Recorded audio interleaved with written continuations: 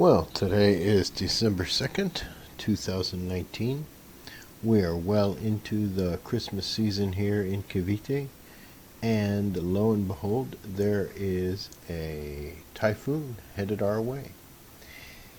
Now, the interesting thing about this is that I lived in Texas for 25 years, very close, about half an hour drive away from the Gulf Coast, Padre Island. And we got hit by hurricanes in 99, 2003, maybe somewhere around there, and then a big one, 2008, really battered the town that I worked in at the time. The town I lived in was completely spared, had its own electrical power plant, but the town that I worked in was about a 20-minute drive away, was just devastated. A lot of flooding, power lines down.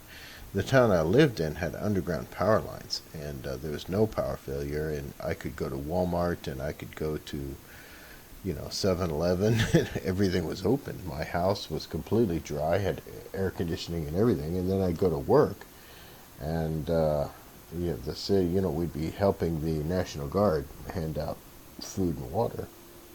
So I've seen a lot of devastation.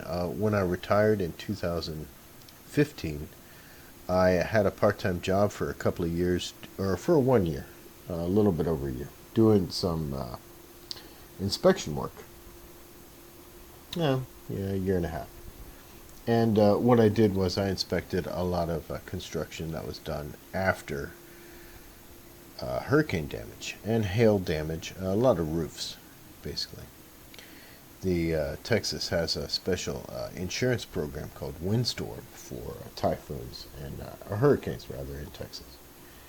And you have to get the insurance company, in order to give you that insurance, has to be sure your roof is properly made, so you're not going to commit fraud, and just have some very minor storm blow through and declare all this damage. So you have to have all that verified that your roof is a good roof and so forth. So it was a very easy job for me. But I got to see a lot of destruction, and I've seen a lot of what the hurricanes can do in the Gulf of Mexico. Now, when I was married in 2002, I think it was maybe 2003, we had a hurricane blow through that was like a Category 1, very minimal hurricane. And of course, they had all this news and weather broadcasts and all this alarmist talk on the radio about evacuations and school cancellations and all kinds of stuff like this. All this build-up, right?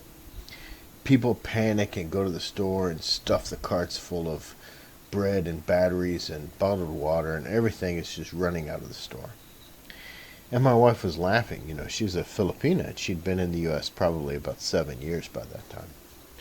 And she just couldn't believe it, that Texas was really getting so worked up. The city I lived in at the time, Brownsville, let you fill your own sandbags if you want. The city will give you, I forget, 4 or 6 sandbags, something like that. And if you want more, we'll give you the bags. You can fill it yourself. Here's the sand pile. Here's the shovels. So I made, I think, 30 sandbags, and I had my front door and back door looking like World War II machine gun nests, And my wife was really cracking up about this. And the storm finally blew through, and my wife was just laughing, saying, I don't think they'd even cancel school in the Philippines for this. And they probably wouldn't have. Very minor storm. So the thing is remembering all that makes me nervous, because here in the Philippines, now this typhoon is bearing in on us.